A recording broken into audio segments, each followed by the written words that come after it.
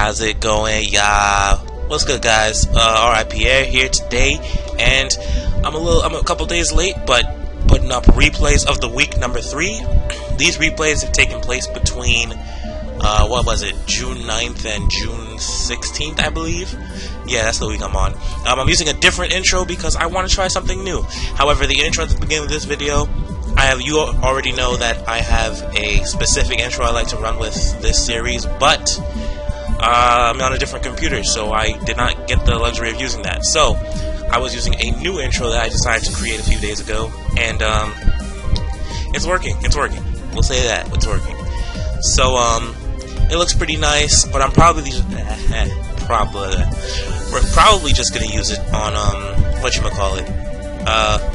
just random stuff like new reveals for Pokemon Omega Ruby and Alpha Sapphire. I'll probably use that intro for, because it's short and sweet, it looks nice, and it's not as good as the ones that I've been using. So yeah, just look out for that in the future or whatever. So yeah, today replays of the week. So we're gonna hop right into this replay. This team, if you want the pace spin, hit me up, but it's not great. A water type will literally just run train on this team. I mean, Aurorus is weak to water and fighting and fire and rock and grass and yep, everything. And Armaldo can't take water attacks. Drifloon is kind of frail, but this is a weakness policy Drifloon. But I've never really gotten it to work yet. I haven't really gotten it to work yet, I'll say. Scarf Typhlosion, no water attacks taken. The only thing that can really take a water attack is because of Water Absorb is Seismitoad. And Seismitoad has not been doing very well as of late. But anyway, we're going to hop into this battle, Flannery's power. But yeah, I really tried to make a team work around Aurorus. Aurorus is an amazing looking Pokemon. And it's not a slouch in battle. It just has so many weaknesses that it just doesn't get to do what it can do best. Which I don't know, but we would know if it would do something. Anyway, get right to the battle. So I'm gonna lead with Seismitoad here to get my rocks up. He leads with Bastiodon, and I get my rocks up, he gets his rocks up, and I realize he's not sturdy. I go for Earthquake, and he just drops like a fly, like, bam. Then he brings in Raichu. I'm 100% sure he's got a Grass type move with the way he switched in. So I go into Typhlosion, as Raichu ends up going for the Grass Knot.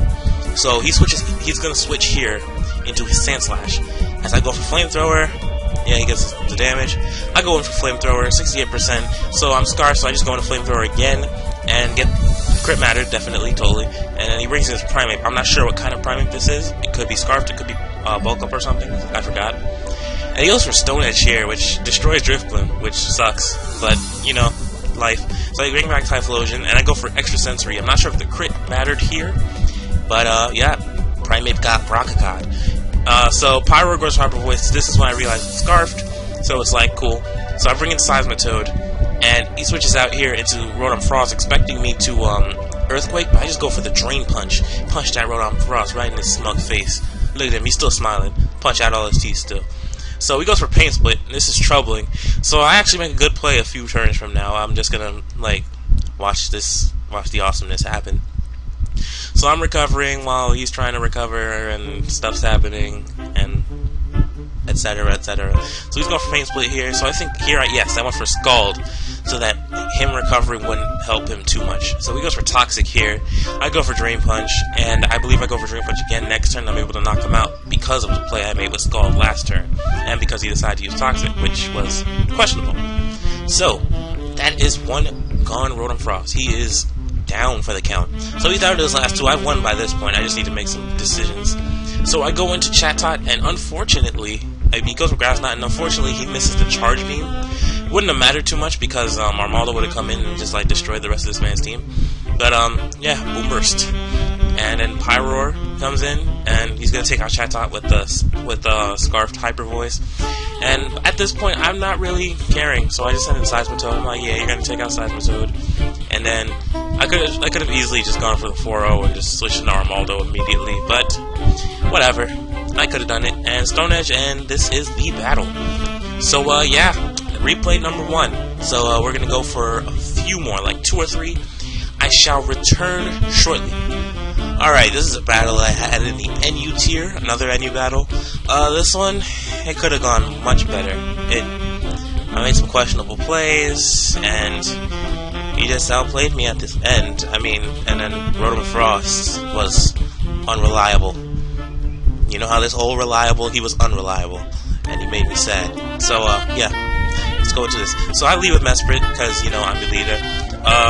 Damn Trash actually put in some work, so I was a little scared at this point, because I didn't want to switch to Lepidina Flareon and take some kind of damage or whatever. Goes for his own Stealth Rocks after I go for the Calm Mind, after he Toxics me. Go for Calm Mind again, because I really want to just get some good damage off on him before I die to the Toxic and his Iron Head combined. So I go for Psyshock, 34%. Goes for Iron Head and gets the crit, so the Toxic will take me out this turn. That was kind of crucial, but yeah, it was crucial. Now that I see I switched it to the real MVP, who's Lantern. So he goes for Toxic. Toxic's my real MVP, and then I'm just like, I've had enough of you, Wormadam. But he protects. So Hydro Pump hits his wall, and then I'm taking 12% this turn. I'll take 18% next turn. So then Hydro Pump, Wormadam's gone. So it wasn't really a threat, but it needed to go. So he goes into Sawsbuck, and I think I stayed in here, and he gets a crit. That was annoying. That would not have killed me if it hadn't crit. So he uses Jump Kick on his Sawsbuck. I go for Rapid Spin. I should have gone for the X Scissor, because it would have been so much easier to win this battle with that. So what I did here, I went for X Scissor again, and actually did a decent amount of this Rapidash. Rocky the Goon putting in work. So I switched out to Flareon, expecting him to go for a Fire move. He probably predicted it and went for Drill Run. Took it out. So I go into Rotom, because I know I can take it out with anything. I go for Blizzard just to be safe in case he wants to switch into something, into Marowak. So I'm gonna switch out here, go into Rocky the Goon. He goes for Sharna, who gets up a Calm Mind boost, and gets a little greedy right here, if I'm being truthful. 53% with the X Scissor as he goes for Calm Mind once more, and it gets bopped by Rocky the Goon. Rocky the Goon. Goon the Rocky. Anyway, so that's one done. Sharna's down. So Dragonair, I had no real answer, except maybe, Rotom Frost. So I go for Stone Edge here, and Dragonair takes that pretty well. However, it uses Waterfall, and it doesn't take the Stone Edge as well, but is able to live. And I know my Scarf Rotom Frost will be able to take it out with a Volt Switch, which is good stuff. Good stuff. So Dragonair's down. I switch into Torterra. I think I'm in control right here. So he switches into his Marowak, and I just destroy its life with Seed Bomb. It lives, but it goes for knockoff. So, yeah, I took it out this turn. And this was heartbreaking. Right here.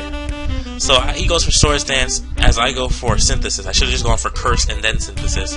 But I went for Synthesis and then Curse, instead of going for EQ or Seed Bomb just to get some damage off. Wait, what's his ability? Okay, I can't see it here. Anyway, so we go for Return, and, yeah, so my only hope was for Rotom to not miss this Blizzard.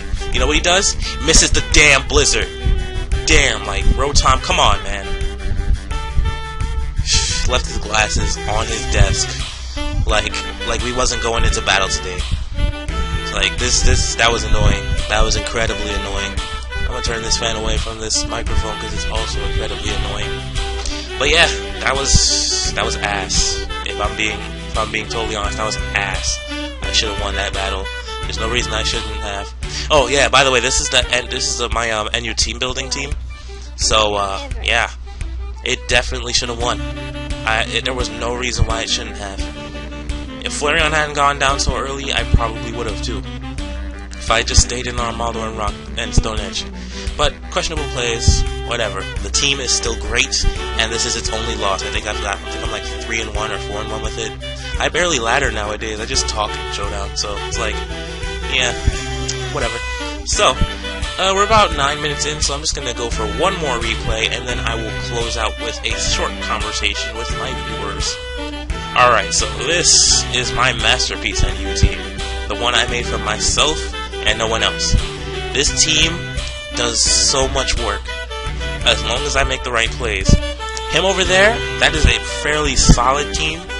I was able to outpredict him quite a bit, so it wasn't too hard to beat him, but I really had to play around him a little bit. So, this is what happened. Yeah.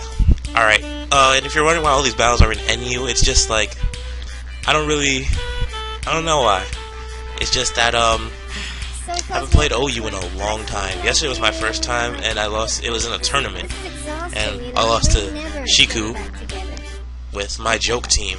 So yeah, I was just like, whatever. I didn't care too much. I mean, cared a little. You always care a little. It's Pokemon. It's life. Anyways, so let's hop into this battle.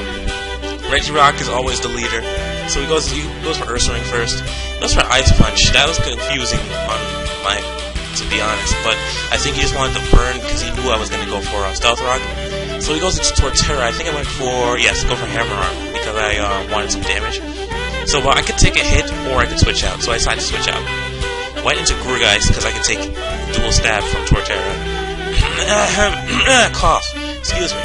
Anyway, so he switches out into Ursaring again. I go for Leech Seed, I think, predicting a switch. Yes, I did. So went for Leech Seed, getting my HP back slowly, and Regirock comes in and crunch.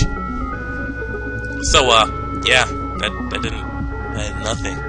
Goes for Ice Punch again. I don't know what he was trying to get, but I'm just gonna knock him out with the Stone Edge, nice and clean. So he goes into Swanna, and I'm just like, who cares about Scald? And he crits. It would not have killed me if it hadn't crit. I'm just sitting there like, bruh, come on, man. So he goes for Air Slash. Regice is not having that. I go for Ice Beam. I should have gone for T-Bolt, but I was afraid that the Torterra would switch in. But now that I look at it, that was the dumbest thing I could have ever thought, because why switch in Torterra on Regice? Anyway, Pyroar wouldn't kill me with a Flamethrower, even if it was Bex. So I just go into Pignite. I absorb the Will-O-Wisp. Nom, nom, nom, nom. So he goes with Fletchinder. I go for Brick Break. He's not killing me with anything. This is a close to max defense Pignite with Eviolite, and Wild Charge will take out Fletchinder because he's frail as fuck. So goes for Moonblast on Pignite, and then I'm able to get some damage. I'm able to Will-O-Wisp the Ultria, which is good because I'm getting that residual damage in, and then he's just able to take out Pignite. So that's fine with me. Who would I switch into? I switch into Chatot here. Go for Boom Burst. I'm not able to take out Ultria. Ultria goes for Toxic. That's not going to affect me too much because Chatot is really just my Glass Cannon. He just puts in work on everything. Torterra switched in. He wanted this work. He got this work. Like, damn. Like, fax me your credentials. Anyway, so Flamethrower's going to take out Chatot, and that sucks. But Shogun's going to come in and finish up. Shogun does not care about your Will-O-Wisp. I mean, he does, because he's not going to hit as hard, but he still doesn't care about your Will-O-Wisp. So, Outrage again, and I get the 3-turn Outrage. He switches into Ultria.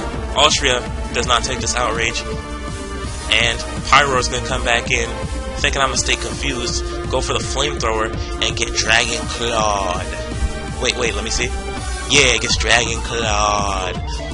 Rakaka times 2, let's go. Shogun is sort of the MVP. Not really. I think Regirock. Nah.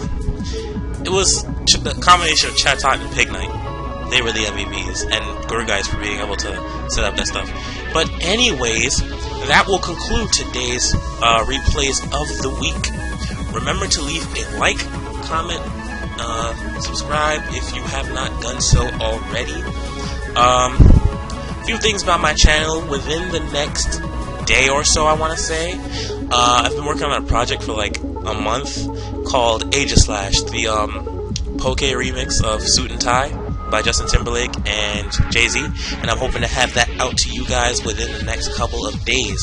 I'm very excited about this, and yeah, stoof. But yeah, so these guys caught the Brockaka, and I caught the Brockaka once, but you know, that's how life is. It's just how it goes. So, yeah, I already told you guys what to do, what the drill is. If you're looking for Technician Tuesdays, that will probably be uploaded either late tonight or sometime tomorrow morning. Just check it out. So, yeah, I think that's all I wanted to say. Until we meet again, R.I. Peace out this bitch. Like, bam.